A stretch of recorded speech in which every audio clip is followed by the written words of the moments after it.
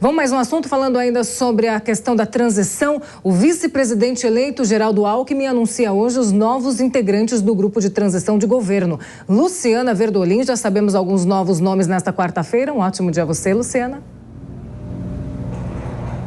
Bom dia, Paula, bom dia a todos. Olha, pelo menos por enquanto não. A sinalização é de que o anúncio vai ser feito daqui a pouco, às 11 horas da manhã, aqui no CCBB, onde funciona o gabinete de transição. Agora vale ressaltar que cerca de 130 nomes já foram anunciados pela equipe do presidente eleito. E esses nomes já estão trabalhando porque já tem meta, já tem relatório para ser entregue nos próximos dias. 30 agora de novembro, são 2 relatórios previstos para que as equipes entreguem no próximo dia 30 e um terceiro relatório no próximo dia 10 de dezembro. Por isso, o trabalho está sendo feito a todo vapor. A equipe deve chegar a cerca de 200 nomes, mas apenas cerca de 50 têm cargos dentro da administração federal. São cargos, são nomeações que estão sendo feitas pela Casa Civil da Presidência da República a pedido aqui do gabinete de transição. Então, o que a gente já tem? A gente já tem grupo das comunicações, economia, educação,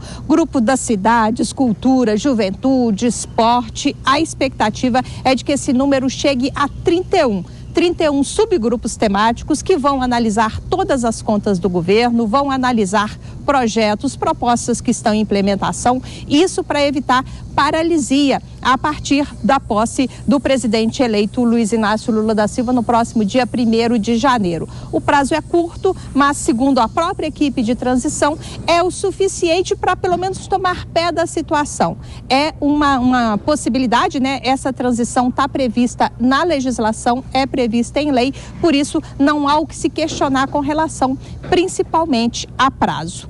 O governo de transição também está em intensa negociação com o Congresso Nacional para apresentação da chamada PEC da transição, aquela proposta de emenda constitucional que vai garantir o pagamento de R$600 do Auxílio Brasil, que vai voltar a se chamar Bolsa Família. O Wellington Dias, o ex-governador, ele explicou o seguinte: não adianta apresentar projeto se não tiver consenso no Congresso Nacional. E é isso que eles estão tentando. Ainda estão conversando com lideranças, estão tentando tornar a proposta mais palatável. Uma das sinalizações é de que não vai haver um prazo fixado nessa PEC, pelo menos aqui da equipe de transição, porque a ideia seria estender esse extrateto para pagar o benefício social por todo o governo Lula de 2023 a 2026.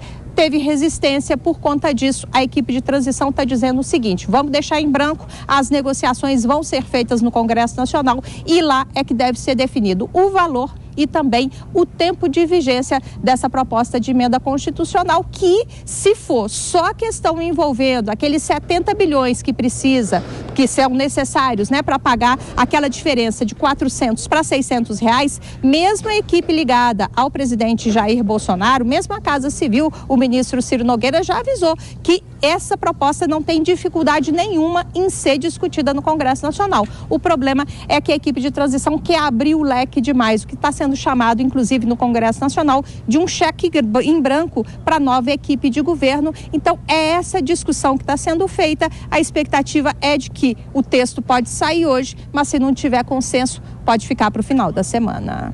Luciana Verdolim falando diretamente de Brasília. E, deputado, a gente já linka exatamente isso que a Luciana falou. Muito papo para a gente conversar aqui hoje. Eu, você, Diogo Schelp. Quero saber o seguinte: 130 nomes, podendo chegar até 200. Como organizar essa frente tão ampla de tantos nomes, tantas pessoas aí? Aí o problema, viu, Paula, não é nem tanto a quantidade. O governo é tão grande que 200 pessoas é um nada, né? E tamanha a complexidade. Mas acomodar as forças políticas, porque a guerra por espaço no governo ela começa aí já na transição, que a transição é indicativo. Imagina a felicidade ali do mercadante vendo o Alckmin brilhar da forma que brilha, com todo o antagonismo que eles tiveram o tempo todo, né? E ver prevalecer nomes que o Geraldo está trazendo. Então, essa é a maior dificuldade. Há vários componentes aí que eles nem sempre são tão objetivos numa guerra de espaços aí, na formação de uma equipe política. Vaidade consta nisso também, interesse também, compromisso ideológico também. Você tem muitas variáveis que tornam esse jogo muito complicado. Então, é mais o número de cores do que a quantidade de pessoas o grande problema de montar uma equipe assim. Diogo Schelp, também quero saber sua opinião.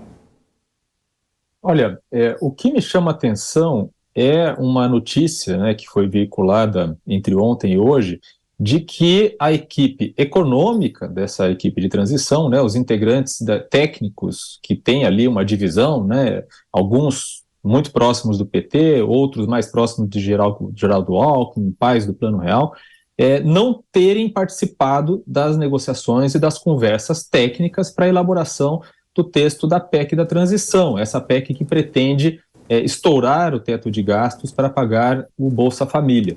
Então, esses integrantes, apesar de serem os nomeados para cuidar da questão justamente econômica nessa transição, aparentemente não foram consultados, né, sequer sobre os princípios básicos desse texto que agora vai ser discutido com o Congresso. Então, aparentemente é algo que foi parido absolutamente e integralmente pela ala política dessa transição, desse grupo, mais ligada, por exemplo, ao ex-governador Wellington Dias, e nem tanto pela ala técnica, né, que está lá nominalmente ocupando essa função. Então, isso é uma coisa que causa uma certa estranheza.